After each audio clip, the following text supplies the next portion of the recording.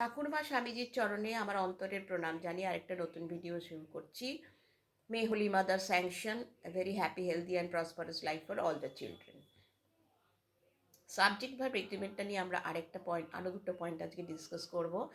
Subject verb agreement নিয়ে আরেকটু বলে দিই। সাবজেক্ট ভার্ব এগ্রিমেন্ট মধ্যে সাবজেক্ট যদি সিঙ্গুলার হয় ভার্ব সিঙ্গুলার, সাবজেক্ট যদি প্লুরাল হয় তো ভার্ব প্লুরাল।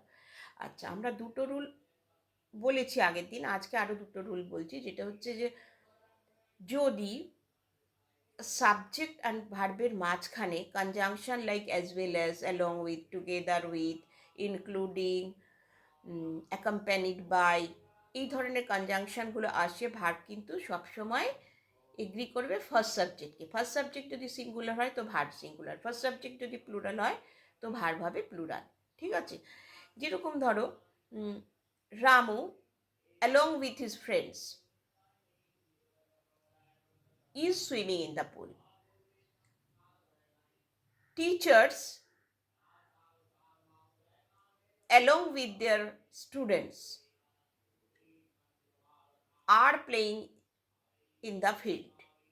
So, যদি কনজাংশনগুলো as well as, along with, together with, accompanied by, including থাকে সাবজেক্ট আর ভার্বের মাঝখানে, verb always agree with the first subject. Verb সবসময় ফার্স্ট সাবজেক্টটাকে এগ্রি করবে। আবার দেখো অপর দিকে হচ্ছে not only but also.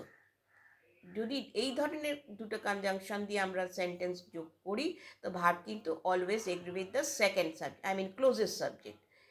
Not only he but also his friends have come. Not only Ramu but also his sisters are walking in the streets.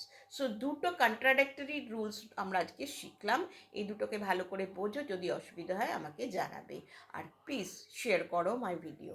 Okay, thank you, bye, tata.